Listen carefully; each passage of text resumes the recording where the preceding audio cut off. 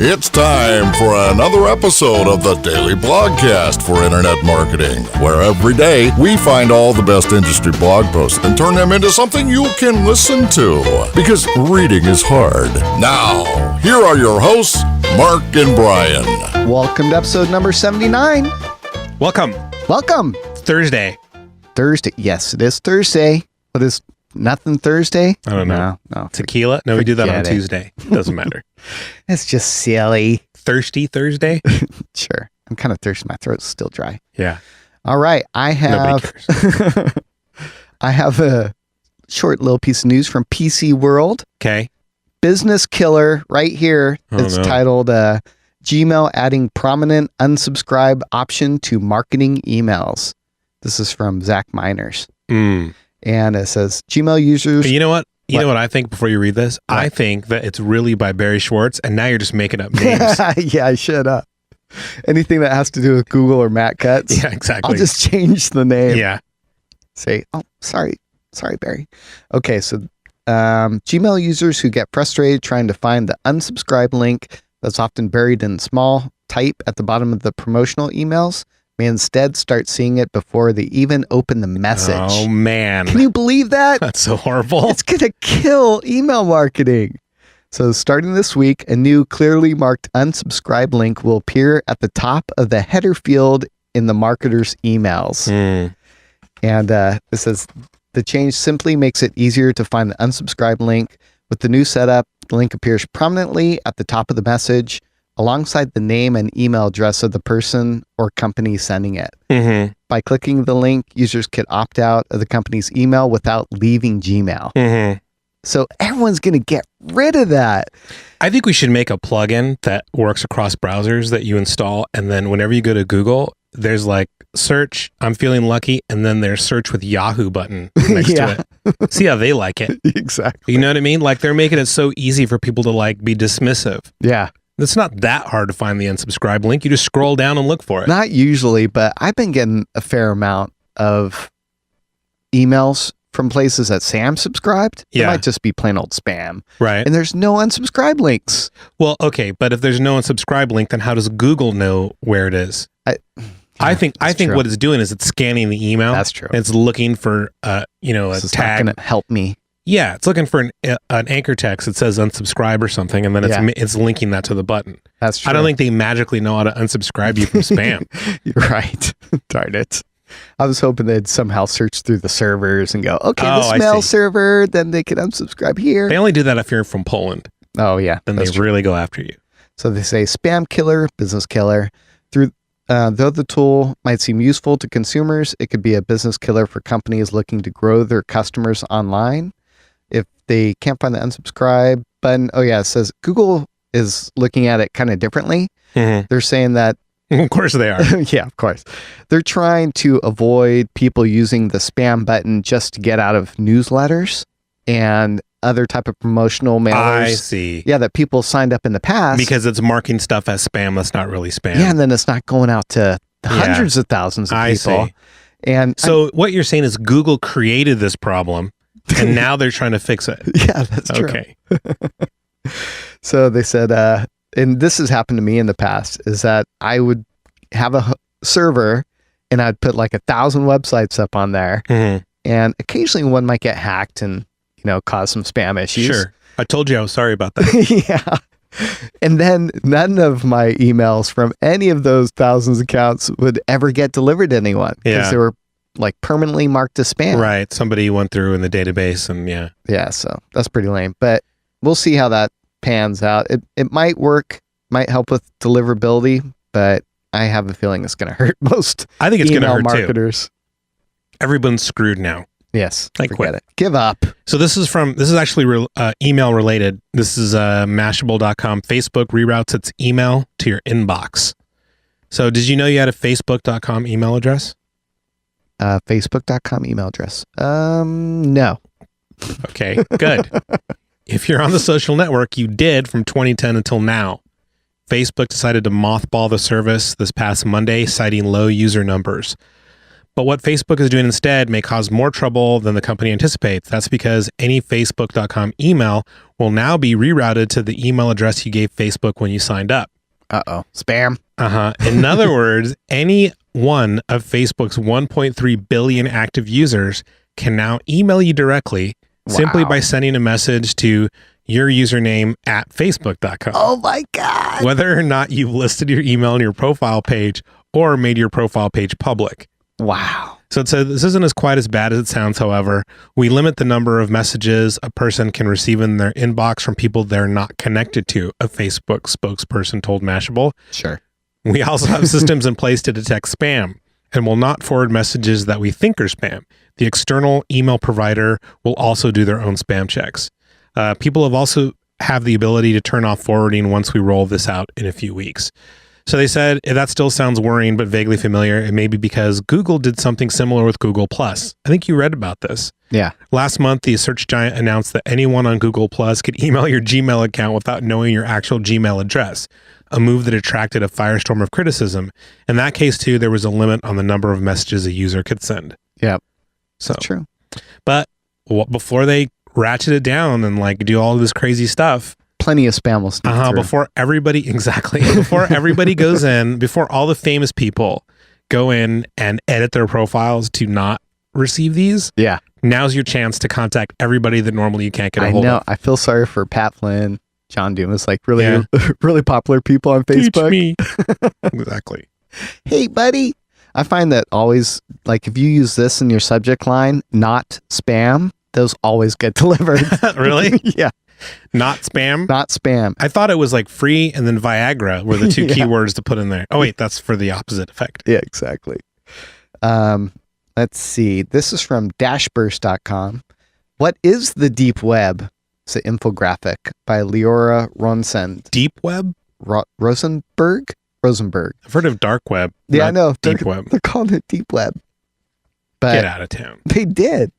So anyhow, we talked about it the other day, and I just thought it was a little bit of an interesting follow-up since I was researching it a little bit. Not that I'm going to go on there or anything. Nothing I need. You're not going to buy drugs or no way. Kitty porn. Drugs or are stuff. bad. Nope. I mean, yep. So, but the interesting thing I found was that this article had some stuff about NSA and like, can the NSA track stuff that goes on in there? And they said, according to the Edward Snowden documents, the NSA takes advantage of flaws in deep web infrastructure to track users. For example, the NSA takes advantage of the fact that the Tor browser requires people to volunteer their routers to process its data. By allowing the browser to use its own browsers, the agency accesses a certain percentage of all Tor browsing. The NSA has also used bugs in the browser and ads to track users as they navigate through the deep web. So that's kind of interesting. Yeah, there's these things called Tor exit nodes. So like normally you set up these, you can set up your Tor thing on your computer and it's basically just handing off traffic to another person. Okay. So somebody will, from US will go through, they'll say, okay, I want to visit whatever ridiculous site they're trying to get to. And then Tor will route through like peer to peer, I believe, and it'll go from one computer to the next, but eventually it has to leave the Tor network and go somewhere. So and they could also set up their Tor browsers so people travel through the NSA. I don't think they can do that. Maybe. I don't know. But I know for a fact that they have these exit nodes where you have to leave the Tor network and that's how you get to that site. Okay. So the sites that are all like shady look and make sure to see that this traffic has come from Tor. But I mean, there's a bunch of ways where you can they start their own exit nodes, they do a bunch of stuff. And I don't know if the NSA can read encrypted web traffic yet, but if they can, then all you gotta do is set up a couple Tor exit nodes and see everything that's going on. Yeah, that's crazy. Or a bunch of them. But it's pretty funny. What's on the deep web?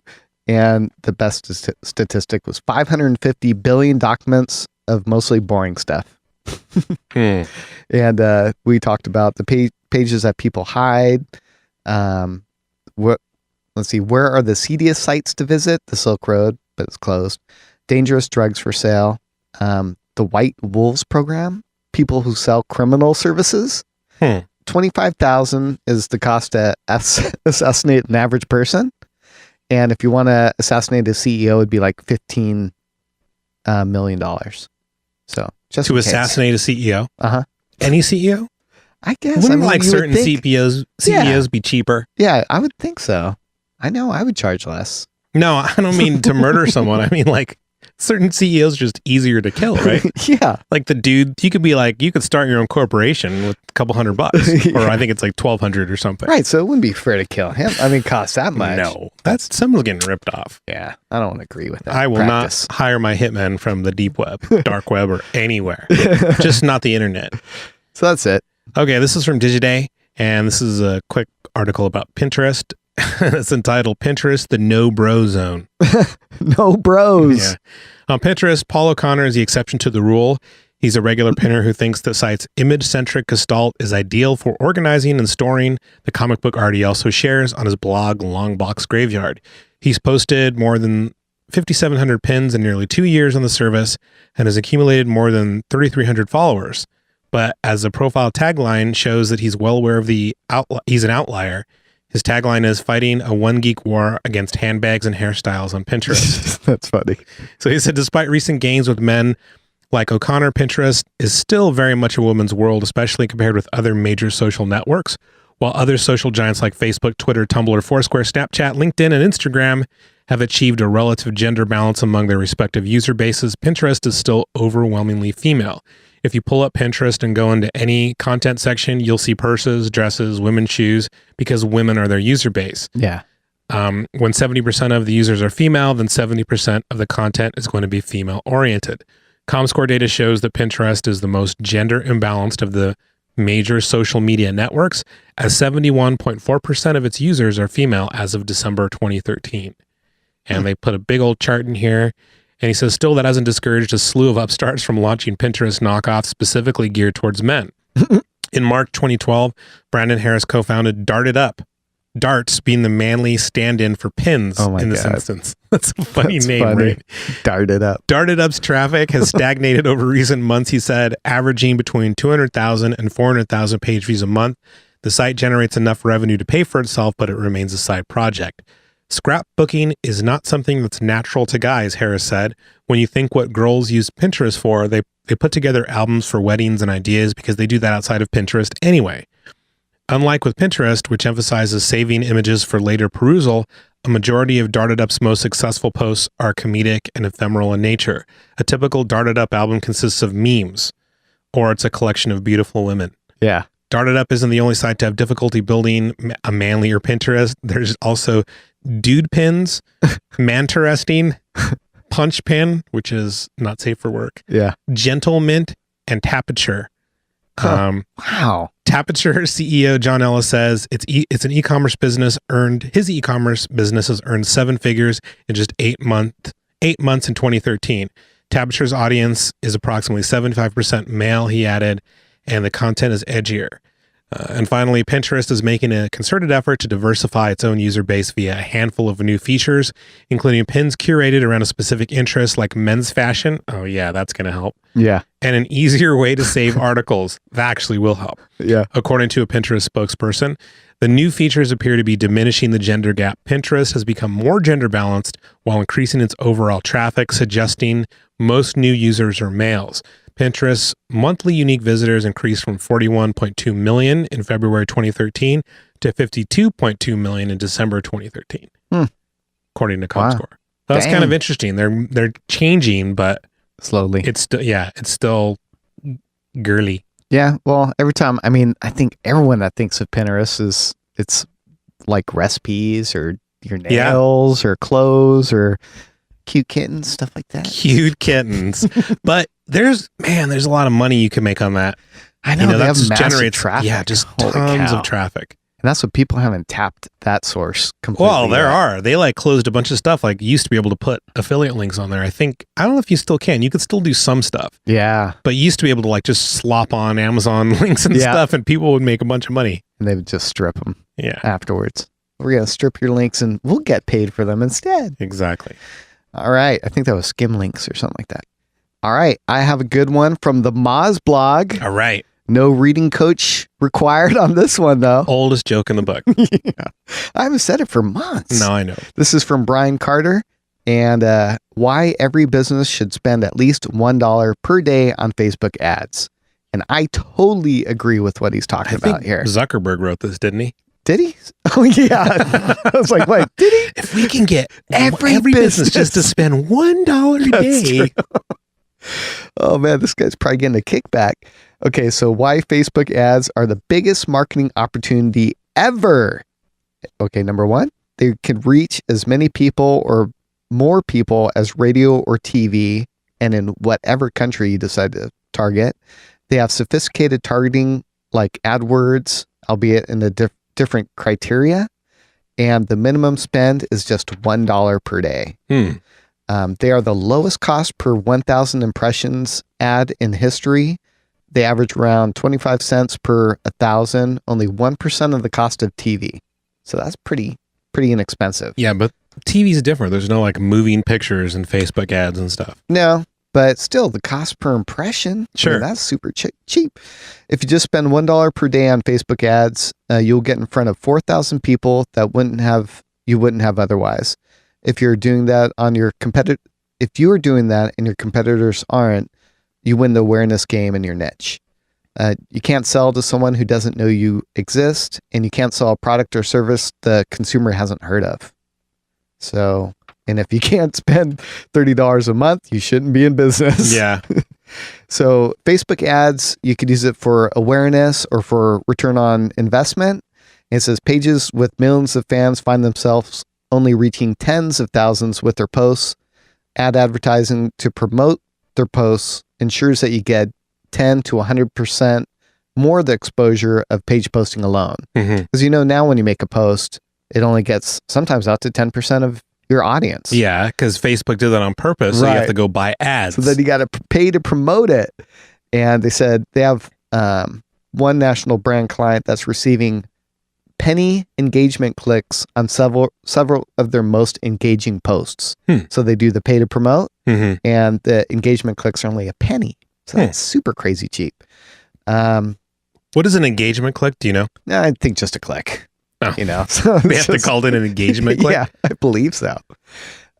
He said, one stat said that 41% of companies didn't have the tracking in place to know what Facebook was doing with them either way. In fact, HubSpot survey says that 34% of businesses either cannot or do not calculate their inbound ROI. So you want to have those things in place before you start spending any type of money on advertising.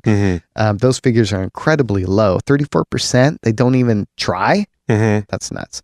It said that it's super easy to implement this into Facebook. It'll automatically optimize your conversions, and it goes in the process of how to do that in the Facebook ad manager, and you use conversion pixels, just like we talked about in the past. And he said there's many targeting options within Facebook. You could do it on geography, language, age, gender, workplace, college, interests, including job titles, categories. You could put your own email lists in there and target those people. They also added that new one we talked about the other day, where you can target on like recent life-changing events, like people that just got married within the last week. That's huge for tons of stuff. Like people that got married within the last year, you can be advertising them a good divorce lawyer. Yeah. That's messed up. Hit them up for like 7 or 8 years. Exactly. Okay, are you tired of her yet? Are you sick of him yet? Relationship status, education level, and college major. You can do a lot of stuff around school. A lot of people target that way. And then they also have plenty of retargeting options, just like AdWords.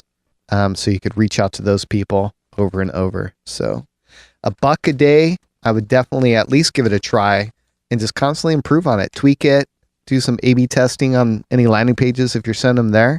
But it's definitely worth giving it a try. Yeah, I agree. I think it's a good thing. And we're going to start doing that more and more. Yeah. Heck yeah. Yeah, we'll have to share our results. We're not sharing anything. Since I totally blew it on our We're only sharing our results if they're likes. super good. If they suck, we're not sharing anything. Yeah. All right, guys. Well, that's another episode of the Daily Blogcast. Yep. We will catch you tomorrow. See ya.